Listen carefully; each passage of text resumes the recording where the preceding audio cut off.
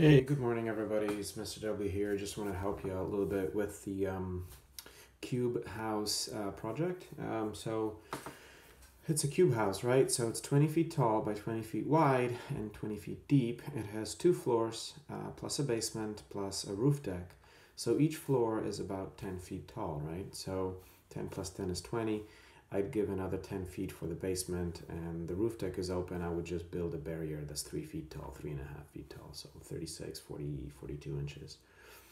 One thing that you want to be mindful of, as you see in the attached floor plans, is that all the staircases have to align, right? From the basement to the second floor. So once you have that figured out, everything else you can move around. So the way I did it, I'm going to show you how I did mine. And I use very simple tools. I use the pencil, eraser, and a Sharpie. So I first drew the pencil. If I didn't like something, I erased it. And if I did like something, then I followed up with a Sharpie. And keep things simple. Use the drawing as a way to start, and then erase. Erase things that you don't need. Open up spaces instead of closing them down by building walls, right? Just be mindful that the walls on the outside are load-bearing walls and the walls on the inside are non-load-bearing walls, with a few exceptions of centralized walls that will support the floor above and the floor above that floor. So let's see here. So this is a lot of information, but this is an elevation drawing, right? You have basement and 2 floors. And then let's see here. We have first floor here. So this is my drawing. On the bottom here, let me see if I can squeeze my hand in here. These are the 2 steps into the house. This is an architectural symbol for concrete. So I have a concrete step up into the house, and I put in a 4-foot door, which is a larger door than a regular 3-foot door. I have closets on either side, and then I made barely visible 1 step up into the kitchen. In the floor plan that I gave you through Google Classroom, there is a wall right in front of the entrance. I don't like walls in front of entrances. I don't think they're welcoming, so I got rid of it. And I made a step up, or maybe 2 steps up, into the kitchen.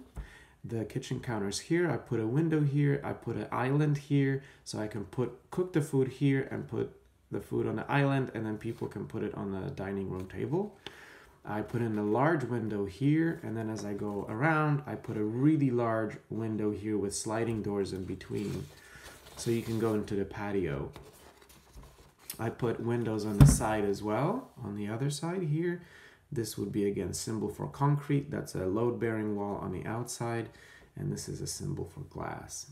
I put a window down here too, in the room where you can relax, a lounge room, I guess. So, all right, so this is, again, first floor. Now I'm going back downstairs to the basement. So here's the basement. So I wanted to put an art studio in the basement. So I got rid of some of the walls that were here in the original floor plan.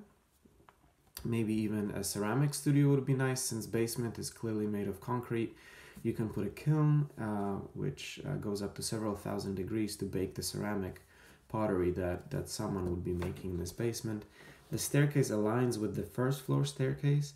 Again, there's a little door back here that I keep the same as the original plan. I do have a little bit of space to put a bedroom here and a kitchen and a small bathroom. The X means shower. The little U-shaped, D-shaped sign, that's the toilet, and this is a sink. And you have a little kitchenette here. So, and a big studio here. I would build some sort of ventilation system, which I did not include. So again, load-bearing walls are thicker. I put dimensions 20 feet here, 20 feet here. So that's the first 2. So I hope this is helpful.